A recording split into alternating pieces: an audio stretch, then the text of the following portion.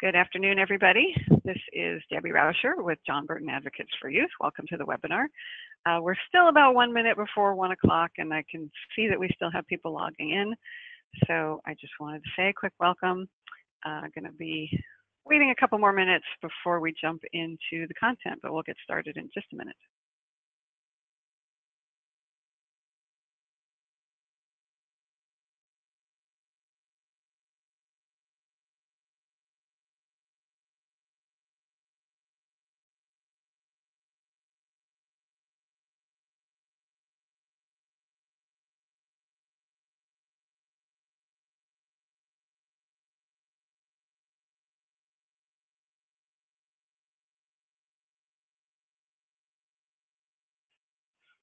Hello, everybody. For those of you just logging on, this is Debbie with John Burton Advocates for Youth. We're going to be starting in just a minute. It's just kind of looks like it just turned 1 o'clock. I see some people still logging on, so I'm going to give it just 1 more minute and then we'll go ahead and get started.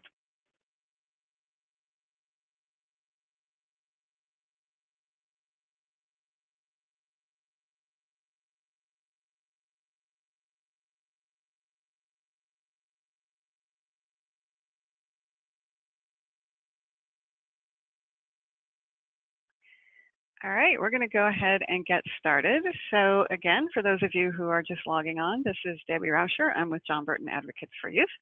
Welcome to this afternoon's web seminar, Pipeline to Success. So I'm going to start with just a little bit of logistical information, if we can go to the next slide.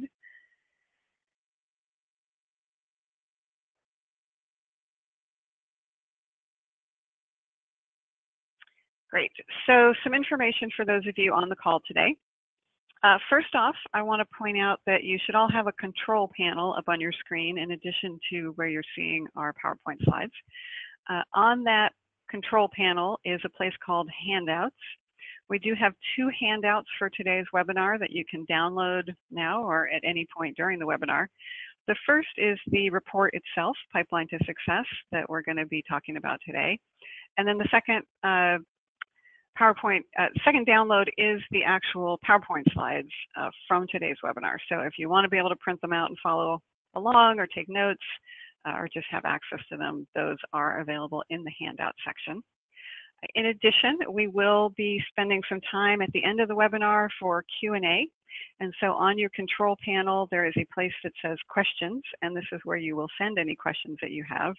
If you have any technical issues, you can send questions through that questions panel, but then any content questions that come up, please send those as well. We will be doing all the Q&A at the end, but you are welcome to send your questions at any point during the webinar as they come up. Finally, this webinar is being recorded, and we will be posting all of the materials that are in the handouts as well as the audio recording of the webinar on our website, jba4youth.org. So if we can go to the next slide, I'm going to welcome our presenters. So I'm really excited to have 3 folks from Educational Results Partnership on the call today. Ellie Gemma, Marissa, and Palvinder are all joining us. And they are the 3 folks from Educational Results Partnership who have been the leads in putting together a lot of the information that is going to be talked about today. And for those who aren't familiar with them, ERP is an organization that we at California College Pathways have worked very closely with for a number of years. They manage a data system called CalPass Plus. Some of you may be familiar with that system. We've done a lot of work over the years, both creating tools within that system for better tracking of data for foster youth, as well as a couple of other reports that they're going to be mentioning as well. And so they've just been incredibly valuable partners for the effort, really at the core of all of the data and research work that has been generated that's really helped us to move many of our efforts, both at the practice and policy level, forward. So I'm very grateful to them for all the work that they've done, as well as for being on this webinar today. And with that, I am going to go ahead and turn it over to Ellie Gemma Groover with Educational Results Partnership. Thank you, Debbie. Hi, everyone. This is Ellie Gemma Groover with ERP. I serve as our Vice President of Strategy and Development, and I've been working closely with Debbie and the rest of the California College Pathways team for the last couple years to develop this report, work with some of the educational institutions that contributed to this report, and then work with our research team to make it happen. So what we're going to be talking about today is some of the background of our research looking at foster youth, and then go over some of the key demographic information that we were able to uncover in the course of this research. We'll discuss some of the findings and finally get to the good stuff, the recommendations for how we can make this data actionable towards accelerating success for our foster youth. And then finally, like Debbie mentioned, we'll end with a Q&A, so please send any questions you have in the chat. We're happy to answer anything you have. So just to start out, we want to send a shout out to our funders and partners. All of this work would not be possible without the California Community College Chancellor's Office, who runs the CalPass Plus system. And so all of their initiatives, the Foster Youth Services Initiative, have been really supportive in terms of ensuring practitioners have good data on foster youth. And then, of course, the support from John Burton Advocates for Youth in helping us determine research questions, helping us connect with practitioners in the field, and really guiding the work of our foster youth research portfolio. And then we're also grateful to the funders that have made the data dashboards and the research that we're going to be talking about today possible. And all of these folks are part of the California College Pathways Funders Collaborative. So a bit about ERP. We are a 501c3 nonprofit. We're based in Sacramento, and we're basically a data science shop with a social justice mission. So all of our work is done through an equity lens. We really focus on how we can accelerate success for all learners, but we do have a specific focus on historically disadvantaged learners. So students of color, socioeconomically disadvantaged students, and over the last few years, our growing portfolio in foster youth research. A big part of our work is to manage the CalPass Plus system of data that Debbie referenced. And CalPass Plus is an initiative of the California Community College Chancellor's Office. It's managed by ERP in partnership with San Joaquin Delta College, and it's an intersegmental student data system. So it captures data from K-12, community colleges, university, and even the workforce, so that we can get a sense of a student's academic journey across all of those educational segments. The purpose of the system is to bring data to practitioners, and all of the data that is in that system is what really fueled this report. And so this report gave us an opportunity to look at foster youth transitions across education segments. And the report that we're going to be talking about today is the third in a series of research reports that we've partnered with California College Pathways on over the last few years. The first was charting the course, using data to support foster youth college success. And in that report, we really looked at some of the baseline data on foster youth in community college and looking at some of the support services that they have. Accelerating Success was the companion report to that 2 years later. And then we just finished up this report, Pipeline to Success, where we're really focusing on that transition point. So getting a sense of, we know how foster youth students are doing in high school, we know how they're doing in community college, but what about that pipeline piece of the transition? So I'm going to go ahead and turn it over to my colleague, Pulvinder Dhillon, to talk about some of the research that is included in this report. Hi, everyone. We're really excited to be presenting this research report in this webinar. And so this report really came out of a series of policy changes that have been enacted in recent years to elevate foster youth success in California community colleges. And so we wanted to have a comprehensive and data-driven understanding of how foster youth compared to their peers. And so this research report aims to answer 3 questions. How do foster youth compare to their peers in transitioning from high school to community college? What factors predict success along the transition between high school and community college? And third, what barriers or risk factors contribute to the equity gap between foster youth and their peers in transitioning from high school to college? And so as we begin, we kind of wanted to cover, the key demographic information of the population that we're serving. And so we had data from 10 K through 12 school districts and county offices of education that ranged in size and geographic location, and were included in this study. And so we had about 625,000 students, and of that sample, about 4,068 were foster students.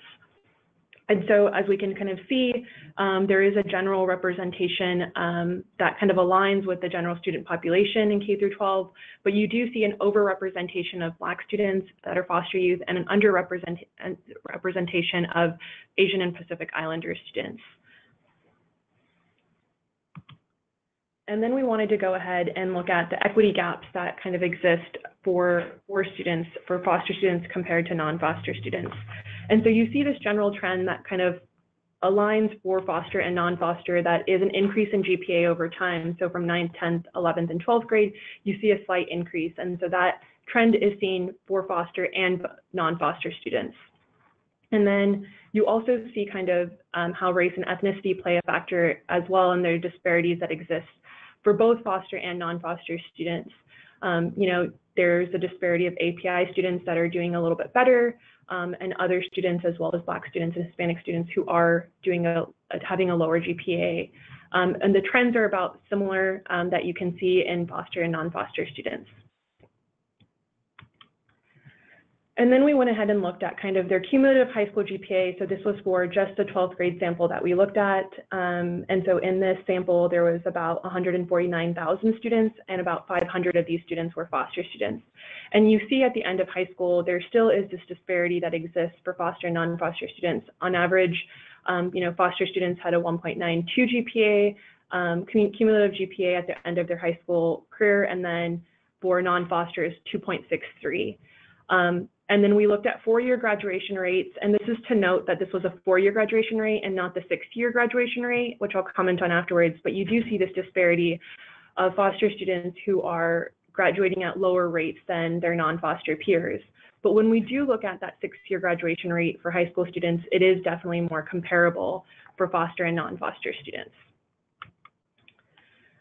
And then you kind of see this trend of, the different experiences that also put forth barriers that impede academic success. And so we looked at a number of different factors, and one of those was the average attendance rate. And so in this first figure in 3A, you see that foster students have a lower attendance rate than their non-foster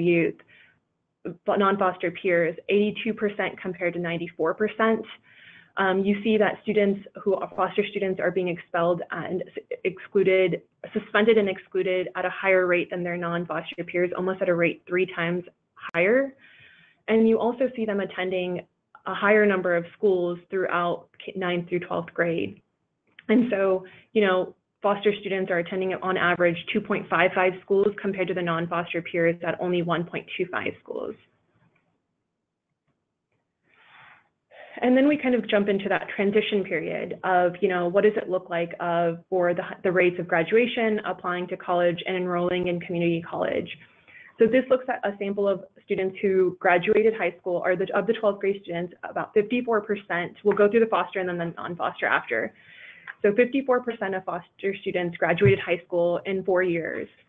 Of the 54% that graduated, 85% had applied to community college. And of that 85%, 50% had enrolled in community college. Now compare this to the non-foster peers. 83% graduated high school. Of that 83%, 76% had applied to community college, and 56% of those who applied actually enrolled in community college. And so you see this spike, for foster students applying at a higher rate than their non-foster peers, but then you definitely see a drop off in terms of enrollment of when it comes to time to enroll in community college. And then the last thing the main bulk of this research was really looking at different factors that relate to first year success. And so what we did was we had a high school cohort, and they were matched to a community college sample that we had. And so we were able to match their records in the COMAS data for the 2017-2018 year. And so what we looked at was a number of different factors: education plan, counseling or advisement services, Pell Grants, student support grants, the number of high schools a student attended, suspension and exclusion rates, and then whether students received a fee waiver. And so you see kind of financial aid is broken down. We decided to break it down into 3 different categories of Pell Grants, student support grants, and receiving a fee waiver. And these are particularly because of the amount of money that is associated, and additionally the services that are also given with kind of some of these funding. And so you see that a number of these factors on in the green column, you see these factors allowing for more success in their first year. So on average, students who participated in an education plan, when you hold other factors accountable, you have an increase of a 0.19 GPA and an increase of 3.34 units. And this is in their first year. And so if you also look at counseling or advisement services, there's an increase in GPA as well as an increase in units. And each of these factors in the green column really show that they benefit students and they have a positive impact on first year outcomes. And then you look on the flip side, and these are things that we would kind of guess already that would impact, first year success in a negative way, but they are risk factors. And so the number of high schools as well as suspension or exclusion in 12th grade negatively impact first year success. And so the last item on this is the receiving a fee waiver. And we want to add some nuance to this is that there is additional research that needs to be done to look at this, but a part of the reason that we're speculating is the fee waiver is only to cover the cost of the particular cost for the units that students are taking and no additional support. But further research is needed to look at this. And so now you might be wondering how foster students compare to their non-foster peers in each of these categories. And so we have a little animation that'll kind of walk you through, what foster students and their non-foster peer are more or less likely to engage in. And so you see that foster students and their non-foster peers are concurrently enrolling for our sample at the same rate. And both of these impact their GPA and their first year GPA and unit attainment positively. And then you see that foster students are more likely to attend multiple high schools during their high school career. And this negatively impacts their first year GPA and units earned. Foster students are also more likely to be suspended or excluded during 12th grade, and this also has a negative impact. Foster students are receiving student support grants at a higher rate than their non-foster peers, which positively impacts their first year GPA and first year units earned. And they also are engaging or receiving Pell Grants at a higher rate than their non-foster peers. Foster students are also engaging in counseling and advisement services, which positively impacts their GPA and units earned. And this is kind of that factor, the fee waivers, where there's a little bit more research or a bit more research that needs to be done to understand exactly how, but it does have a negative impact on first year GPA. Additionally, foster students were more likely to receive an education plan in their first year, and this had a positive impact on their GPA and units earned. And so when we look at this, we would think that because foster youth are receiving more services that allow for their GPA and their units earned to be positively impacted, that there should be an equitable approach in terms of first year outcomes. But we do see a disparity once we hold all of these factors accountable. And so you see that foster students in their first year have on average 0.33 GPA less than their non-foster peers and earn less than almost 4 units than their non-foster peers. And so we'll kind of go into these a bit more. And so on average, the first year GPA of foster students is about 1.69 compared to their non-foster peers of 2.09. And by the end of their first year, foster students are taking on average about 9.3 units compared to 15.1 of their non-foster peers.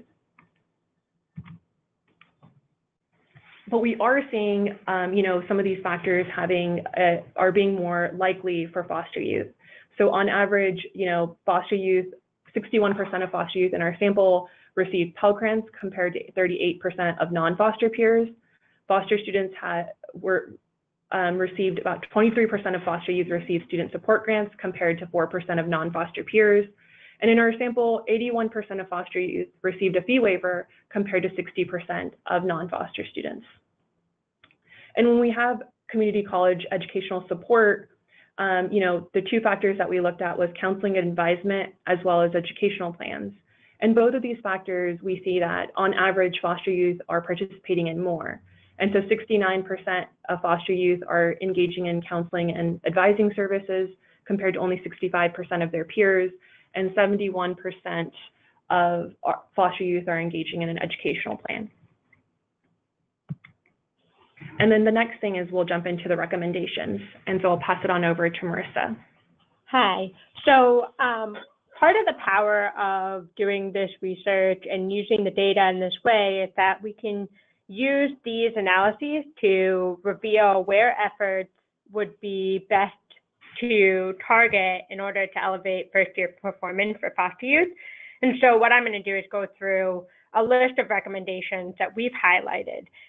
So the first being, if you remember back a few slides, we've showed that attending multiple high schools not only hurts student performance in high school, but also carries over into their first year community college outcomes.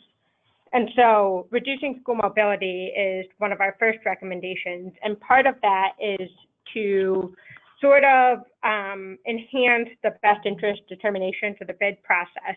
And that includes always making sure that there's an educational rights holder available for foster youth, so that when there's a quick placement,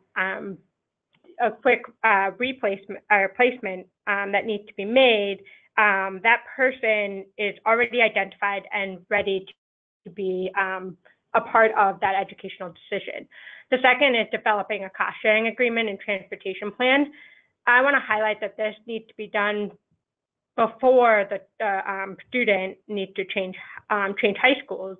And what that would do would be to make sure we know it's known who's going to pay for transportation, who's going to carry out the transportation. Will it be the caregiver? Will there be public transportation? Having that laid out in a comprehensive plan for each foster youth can help mitigate some of that falling through the cracks and enhance the best interest determination for that student. And then finally, documenting these processes and sending and receiving students between schools so that on both sides of the placement, there is information ready to go. And to provide some additional context on the best interest determination process or the bid process, this is a process that when a student is placed, there's an opportunity, when they are experiencing a placement or replacement, there's an opportunity to determine whether or not that student should stay in their school of origin or whether they will be switching to a different school. And so if you all listening on the line have recommendations for how the best interest determination process works in your school or in your county, and you have some recommendations, share them in the chat and we can kind of highlight them at the end during the Q&A session. We heard a lot of great things from some of the practitioners that we spoke to throughout the course of this research on best practices for ensuring a best interest determination process was working. And these are some of the recommendations that they shared with us, but we know that there's a lot of other work going on across the state that we're happy to share and highlight here.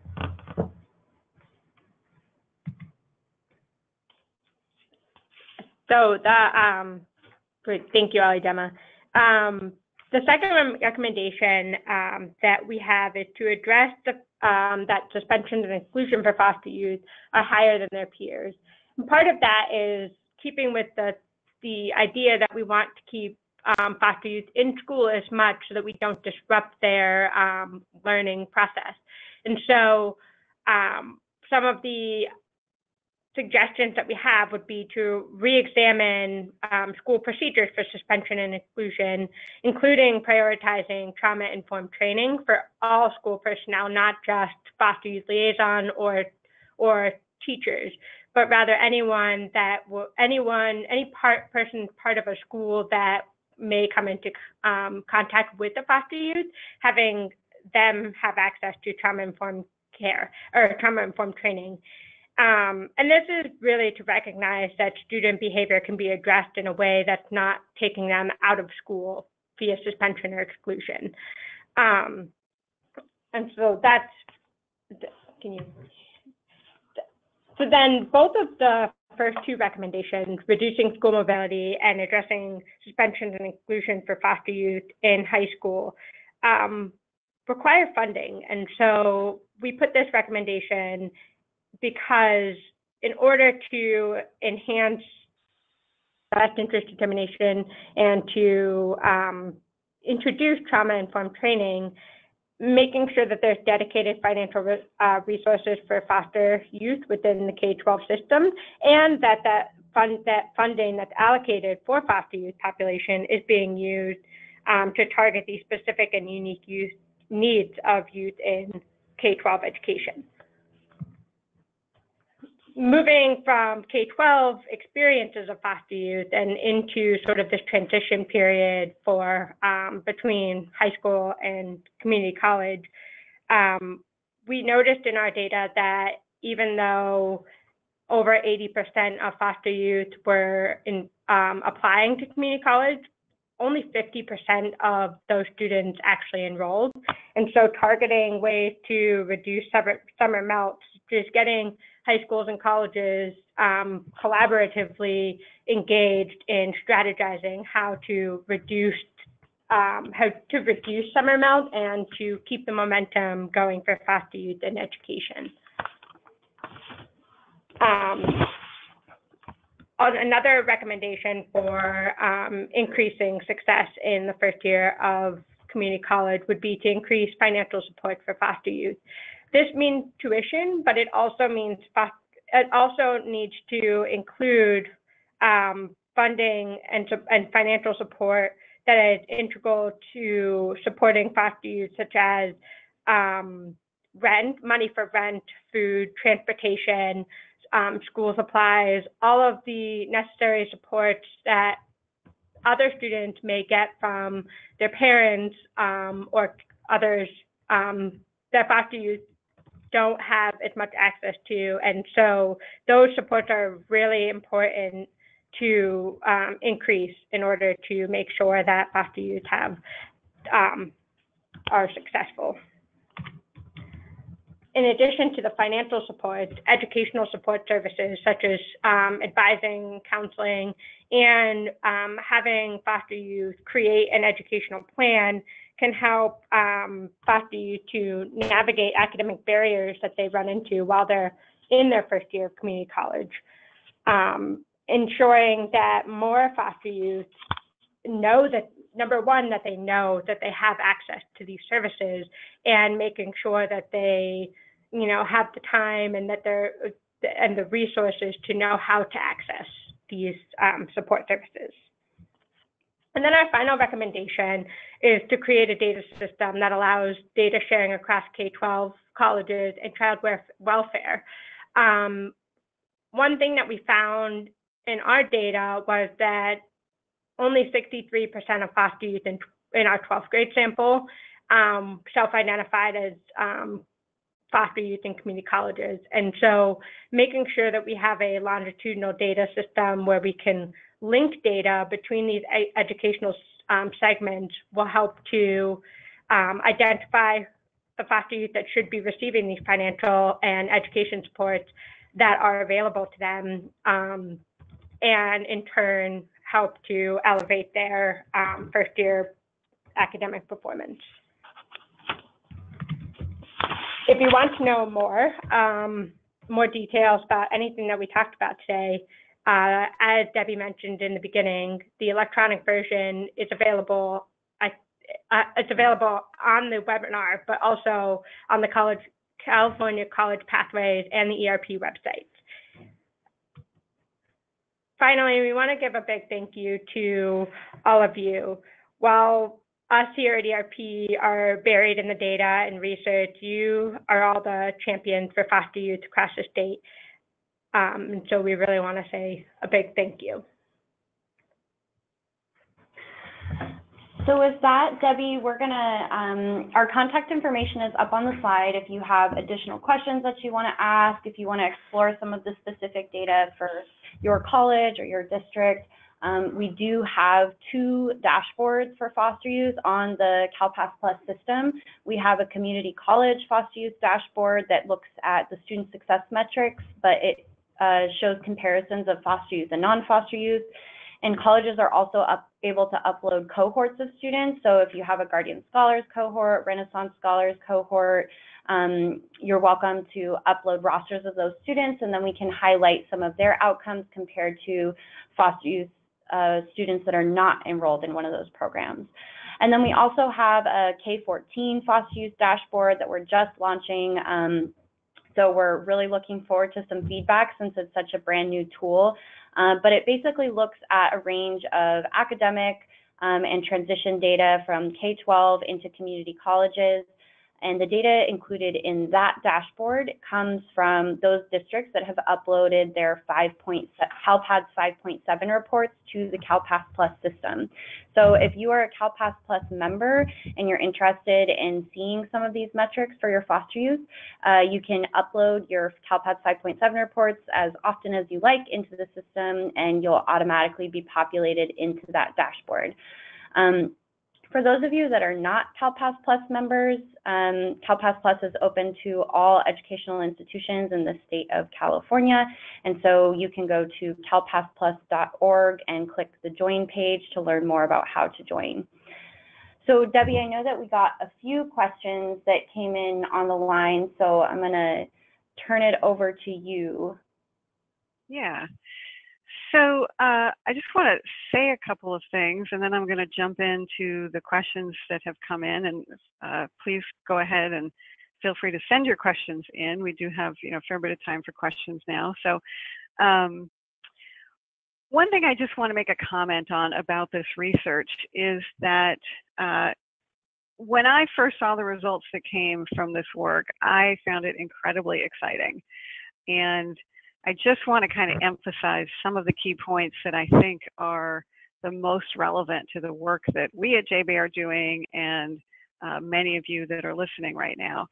And as folks are probably aware, the focus of a lot of the advocacy work has really been on expanding access to financial aid alongside of expanding access to college-based services for foster youth. And what's really exciting from this research is that we now know that we're on the right track. And so some of the data that was just shared showed a measurable impact on both GPA and on the number of courses completed, number of units completed for those students who are receiving a Pell Grant, as well as other forms of financial aid, as well as different types of services.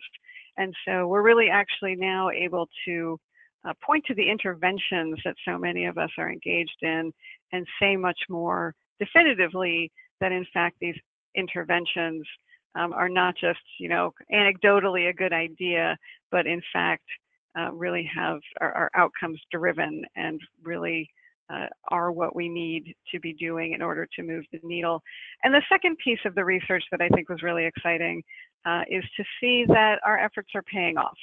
And so some of the other research that was just shared alongside the impact of these interventions is the fact that foster youth, in fact, are taking advantage of many of these services and doing so at rates that are higher than the general student population. And so, a lot of people who are listening in right now have been involved in doing all of those linkages and FAFSA completions and all of those different things to try to make sure our foster youth are really getting all of the resources that are available to them. And it does seem like it's making a difference. Now there's still work to be done. We've seen that from the overall outcomes that were shared, but it's great to know that we're on the right track. So let's jump into some of the questions. So the first question is if you could just provide a little more clarity when you talked about student support grants. Could you say, maybe you already said this, but if not, could you repeat it? What constitutes a student support grant for the purposes of the research that you did? Yeah, we didn't jump into that, but we can kind of clarify that as well. And so we did separate, the the financial aid into 3 different categories. So one was Pell Grant, the other was fee waivers, and then the third was student support grants. And so this was based off of the Next Step grants, the SHAPE education training vouchers, the EOPS grants, and then additional support grants that were identified on the COMIS database. And so student support grants which grants are those specifically? Is that like the SHAPE grants, or what are you defining as a student support grant? Yes, Next Up, SHAPE, and EOPS were the 3 main ones that we looked at. Okay, so if somebody received a financial grant through Next Up or EOPS, yes, they would be included along with somebody who received a SHAPE grant. Yes. Okay. And as we know, the Next Up and EOPS grants, the financial aid, they also come with support as well. So, they come with additional student support that does help them in their education as well as the financial aid piece. Right. Okay. The next question is somebody was wondering if you could speak a little bit to how your data system manages privacy concerns for foster youth who choose not to be identified. Is there student level information that's available through this? Is it just aggregated? Can you say a little bit more about how that works? Yeah, absolutely. So the data used in this study was at the student level. Obviously, all of the data we use is de-identified, and so there's no personally identifiable information that's ever shared or stored. But the data is student level, transcript level information. So we know, demographic information, we know what courses they took, how they performed in those courses. We know information on how they apply, whether or not they applied to community college, and then even down to are they accessing these various support services that Pulvinder just outlined. So when it comes to foster youth that select not to be identified, this is a really important question because that number that Marissa was pointing out earlier, that 63% of students that were verified as foster youth in the K-12 system, and then we matched forward to their community college data record, only 63% of those students self-identified in the enrollment process. So when a student goes through the community college enrollment process, they have the opportunity to select, I was at one point or still am in foster care, basically. And once they select that, their data they are flagged as a foster youth in the community college data set. So there's sort of this important linkage point where some students have very good reasons for why they don't want to self-identify as foster youth, whether they don't want to be associated with the stigma, they feel as though they're no longer a foster youth and they want to be sort of identified just as a typical student. And those students would not be captured in our community college data set. And so we looked at both the students that were verified as foster youth when they were in K-12, and then to get a sense of how many of those students are going on into community college, we matched those students forward into community college. And then for other parts of the analysis, we focused on those students that did make it to community college and did self-identify as foster youth. And so those different samples of students are all outlined in the technical appendix of the report if you want to dig into that, some of those nuances. So I hope that answered the question, but certainly one of our recommendations is to improve these linkages because, students that do not self-identify don't always have access to some of the financial and academic supports that they're entitled to as current or former foster youth. And so, so that's one of our recommendations to ensure that there's better data sharing across education segments. Great. So the next question has to do about the role of campus support programs like Guardian Scholars.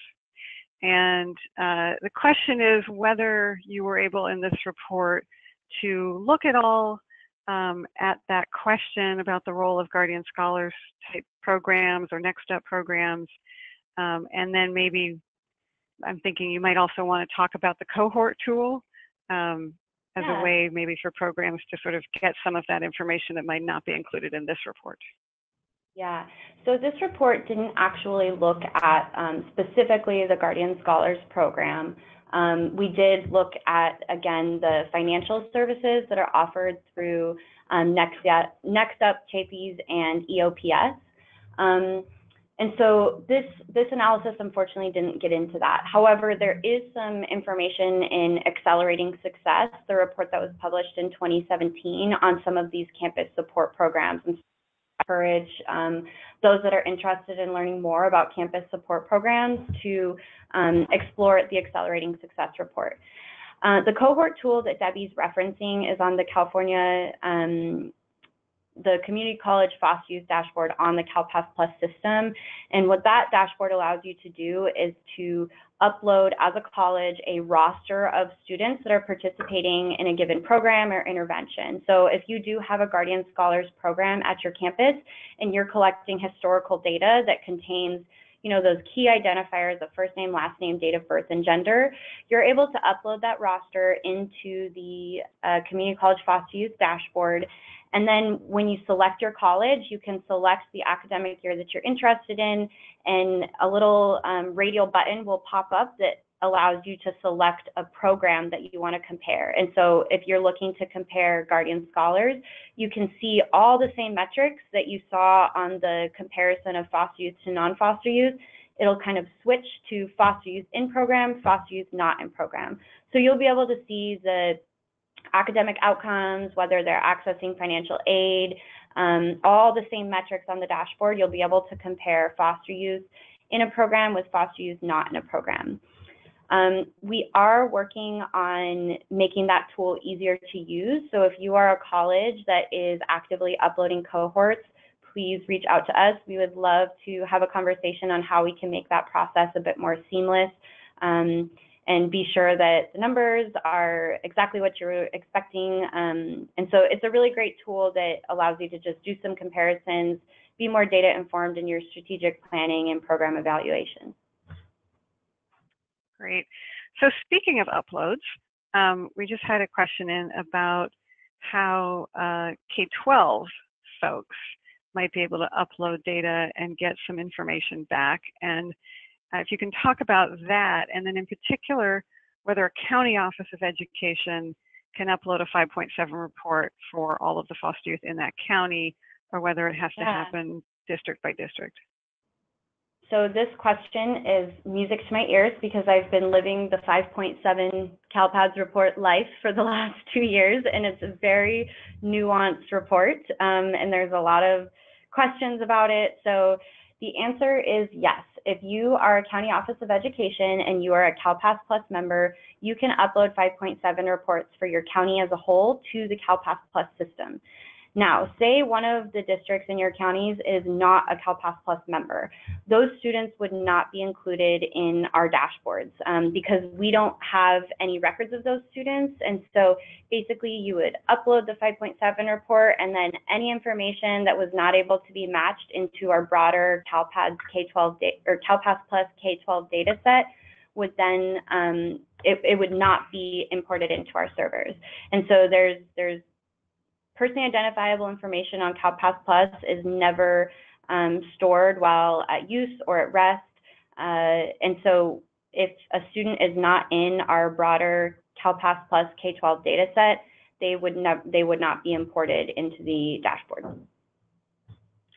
And can you say a little bit more about how many K-12 districts are members of CalPAS Plus, and how somebody can check to see if a particular district is a member? Sure. Because some of the folks on this call are just, you know, they're practitioners. They may not know whether their county participates or not, or their district. Yeah. Mm-hmm. So CalPAS Plus is made up of about 470 K-12 districts across the state of California, and that adds up to about 75% of the K-12 population in the state. All 114 community colleges are members of the system, and about half of the UCs and CSUs are members of the system. Now, being a member of the system means that you have signed a data sharing agreement, and part of that agreement is that you will upload your data each year to the system. Now, it's not an automatic upload, and so while some districts might be members, it could be that they're a bit behind on their data uploads. And so every year we reach out to all of our member districts and institutions and ask them to upload their most recent year of data. So for some of you that are K-12 districts, you might have been hearing from our outreach team in the last couple of weeks as we're wrapping up our annual outreach push. And so we request you upload your, basically the same reports that you would upload to the state through CalPads. We just ask you to upload 9 CalPads ODS extracts. If you're not sure if your district or county office is a member, you can go to calpassplus.org, click on the Helpful Information tab, and then go to the member list. So the member list allows you to search by region, by institution, by education segment, whether or not your district is a member, and whether or not you've uploaded data recently. So you can see all the data that's been uploaded. So for example, you could see we've uploaded our data from 2014 through 2016, but we're missing our 2017 data or something like that. If you are associated with a member institution, so say I am a school counselor at Ellie Gemma School District, I am able to get a login to CalPass Plus to access all of the dashboards. So my at elliegemmausd.org gives me the ability to request a login. So you can go to calpassplus.org and click the join page so that you can request your login. And then for those of you on the line that are not educational institutions, I know we have a lot of community-based organizations and other practitioners from nonprofits on the line. You are also able to request logins if a partner institution that you're working with requests it on your behalf. So say now I'm Ellie Gemma nonprofit and I work closely with Ellie Gemma School District. Ellie Gemma School District could reach out to CalPass Plus and say, I really want to give this person I'm working with at this nonprofit access to the dashboards, and we'll kind of verify that access and then they can see the data. Great. So there's one question that somebody asked about the best interest determinations and school of origin practices. And I just want to share actually that somebody else wrote into the chat with a comment about that. So we did sort of ask, Ellie Gemma asked, or Halvinder, one of you guys asked kind of, if people have best practices around doing the best interest determinations and managing that school of origin piece, to go ahead and send them over in the chat. And we did have one person who said that she wanted to say that school of origin should be the default rather than transferring to a new school being the default when a student changes placement. And in her county, which I believe is Placer, we are working on training social workers, resource family agencies, and SDRTPs as to this right for foster youth. So I think that's one best practice, is making sure that all the different partners understand the different rights and responsibilities. Ellie Gemma, I don't know if there's anything more you want to say about that piece. I know you guys were focusing on kind of the impact of school transition rather than really focusing in on the bid process and such. But anything you want to add to that? What I would add is that our friends over at the Alliance for Children's Rights have put together a really incredible toolkit that is linked in the report, and I'm sure it's linked on the California College Pathways and JBay websites as well. And this toolkit really gets into the bid process in detail. And so we really leave it to the practitioner experts to provide best practices when it comes to school of origin and best interest determination. But we were able to learn through this research that there is a significant impact on student outcomes when it comes to school mobility. And so whatever actions can be taken at either the school, district, or county level to ensure that students are able to stay in their school of origin and limit the amount of transfers between schools that they have to make is going to be best practice in terms of ensuring that their outcomes are the best they can be. And this toolkit is actually referenced on page 20 of the report at the very bottom in the footnotes. Thank you. Let's see, one other question that came in is, how are the K-12 districts selected to participate in the study? Yeah, great question. So basically, they were selected by anybody who would upload data for the study. And so we worked with JBay, we worked with some of our other partners with the California College Pathways Group to send out basically a call to all the districts to see who would be interested in participating and sharing data. And so those districts that participated and uploaded data, we provided them a customized report of their foster youth outcomes compared to non-foster youth outcomes. And so we worked with those districts as well as districts that were not able to share data but were interested in the project to kind of determine what metrics were important. And those metrics are what sort of fueled the decision making when it came to the K-14 foster youth dashboard on the CalPAS Plus system. And so you know, one of the biggest questions that practitioners weren't able to answer in the K-12s that we spoke with was what happens to their foster youth after they leave. And so this report was really an attempt to answer that question, but we wanted to go a bit further and start being able to provide some of that data back to districts. So while these customized reports were a good first step for those districts that did upload data, we wanted to provide a more system-wide and sustainable solution. And so that's what really led us to developing the K-14 foster youth dashboard, so that any district that has an MOU as CalPAS Plus can upload these 5.7 reports and then see specific outcomes for their foster youth students, including those transition pieces. So over time, the dashboard will become more and more robust as time passes. And so if you have historical 5.7 reports that you're sharing, you can upload those to the system and we can match those students forward to see where they're at now. But if you don't have any historical reports, you can still upload the ones you have now. And then next year, you'll be able to see some of those transition outcomes. Great. Well, it looks like that is all the questions that came in. So I want to thank everybody who joined us on today's webinar, and big thank you to all of you from ERP for all your hard work doing this research as well as presenting this webinar. And so that concludes today's webinar. Thank you, everyone.